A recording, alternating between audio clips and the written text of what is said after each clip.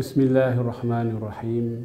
Alhamdulillahi al-wahid al-qahar, al-muntaqimi al-mutakabbir. Wassalatu wassalamu ala rasulillah wa ala alihi wa sahbihi ajma'in.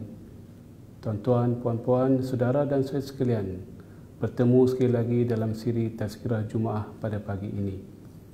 Pada siri yang lepas kita telah melihat dalam surah Ibrahim, di penghujung surah Ibrahim, bagaimana Allah Subhanahu wa taala mempaparkan kepada kita bagaimana keadaan orang-orang yang kufur kepada Allah Subhanahu wa taala, iaitu orang yang menzalimi diri mereka sendiri dengan berkufur kepada Allah Subhanahu wa taala, bahawa mereka akan diheret, mereka akan dipandu oleh para malaikat dan mereka akan dibicarakan di hadapan Allah Subhanahu wa taala dalam keadaan mereka lemah, hina dan tidak ada harapan langsung untuk mendapat peluang selamat daripada hari yang cukup mencabar. Pada hari ini kita teruskan paparan dalam surah Ibrahim, di penghujung surah Ibrahim, ayat-ayat yang terakhir sebelum kita tamat penghujung surah Ibrahim ini. Allah Subhanahu wa taala berfirman, "Wala tahsabannallaha mukhlifa wa'dihi rusulah. Innallaha azizun dzuntiqam." Janganlah kamu menjangka, wahai Muhammad, bahawa Allah Subhanahu wa taala akan tidak menunaikan janjinya kepada nabi-nabinya, kerana Allah Subhanahu wa taala azizun, amat berkuasa, zuntiqamin, dan mempunyai kuasa untuk membalas dendam kepada orang yang kufur dan menzalimi kepada Allah Subhanahu wa taala. Kita masih ingat dalam minggu yang lepas Allah Subhanahu wa taala mulakan cerita, wala tahsabannallaha ghafilan amma ya'malu zalimun. Wahai Nabi Muhammad, jangan kamu menjangka Allah Subhanahu wa taala lupa, alpa dan lalai daripada apa yang dilakukan oleh orang-orang yang menzalimi atau orang-orang yang kufur kepada Allah Subhanahu wa taala. Ayat yang baru ini Allah menyebutkan, janganlah kamu juga menyangka bahawa Allah Subhanahu wa taala lupa janji Allah kepada para nabi dan anbiya untuk membantu dan membalas kepada orang yang kufur kepada Allah Subhanahu wa taala. Yauma tubaddalul ardu ghairal ardi was samawat, di hari mana Allah akan menukar bumi ini pada bumi yang lain, was samawat, begitu juga langit yang lain. Pada hari itu bumi yang kita biasa atau dunia ini akan berubah berbentuknya, kepada temperaturenya, kepada alam landscape-nya yang berbeza yang kita tidak dapat bayangkan. Begitu juga dengan langit. Mungkin langit pada masa itu langit yang bukan langit sekarang, yang biru, yang cantik, yang nyaman, yang damai dan sebagainya. Di padang mahsyar segala bentuk alam dan muka bumi bertukar. Yauma tubaddalul ardu ghairal ardi, ditukar bentuk muka bumi pada hari itu, dan juga keadaan ekosistem bumi dan juga langit bertukar sama sekali.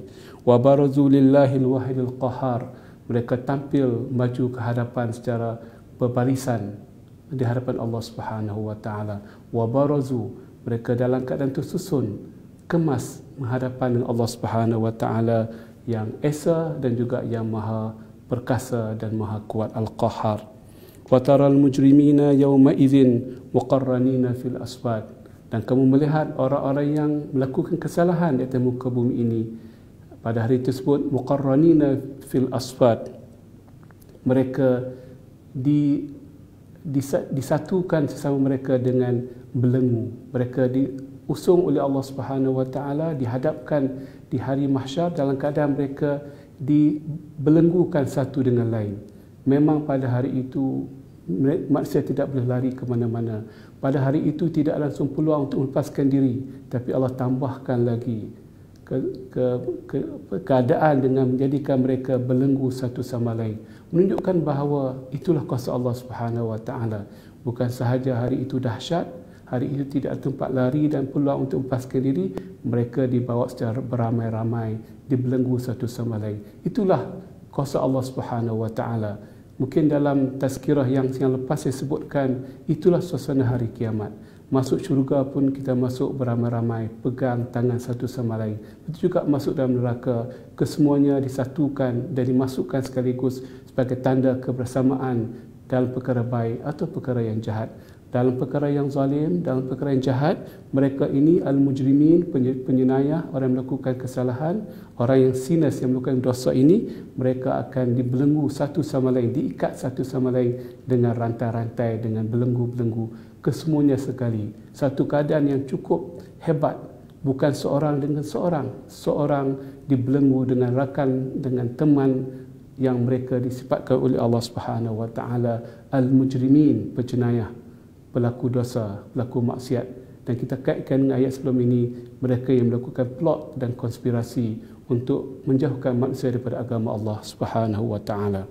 Sarabiluhum min qatiranin, pakaian mereka daripada sejenis minyak. Tafsirnya berbagai-bagai. Ada mengatakan qatiran itu adalah satu minyak daripada pokok yang senang disambar oleh api. Pakaian mereka itu dari segi tahqiqnya adalah satu bentuk pakaian yang senang disambar oleh api. Wa taghsha wujuhahum nar, dan muka mereka disambar oleh api, menunjukkan satu tamparan yang hebat. Pakaian mereka pakaian yang senang untuk mendapat api, dan muka mereka akan terpancar, akan terbakar oleh api neraka. Itulah gambaran orang-orang yang mujrimin, orang yang penjenayah di hadapan Allah Subhanahu wa taala. Mereka dibelenggu satu sama lain, pakaian mereka daripada bahan yang senang mendapat api, dan muka mereka disambar oleh api neraka. Wal-'iyaz billah. Liyajziyallahu kulla nafsin bima kasabat. Liyajziyallahu kulla nafsin ma kasabat, supaya Allah Subhanahu wa taala membalas setiap jiwa dengan apa yang mereka lakukan. Bima kasabat atau ma kasabat, itu satu pembalasan Allah Subhanahu wa taala. Allah tidak balas berdasarkan keadaan kumpulan ataupun beramai-ramai, tetapi setiap jiwa itu akan dihisap, akan dihitung dan diberikan balasan dengan apa yang jiwa tersebut lakukan sebagai satu keahlian Allah Subhanahu wa taala. Innallaha sari'ul hisab, Allah itu cepat penghisabannya, sama ada perkara baik atau perkara yang jahat, dihitung dan diberikan balasan baik atau balasan yang tidak baik. Hadza balaghun lin-nasi waliyunzaru bihi waliya'lamu annama huwa ilahun wahidun waliyadhakkaru ulul albab. Ini adalah satu peringatan kepada manusia, sehingga mereka mengambil peringatan dengan peringatan ini. Waliya'lamu, dan supaya mereka mengetahui Allah itu adalah Tuhan yang satu, yang esa, dan sehingga mereka mengambil pengajaran kepada orang-orang yang dapat berfikir.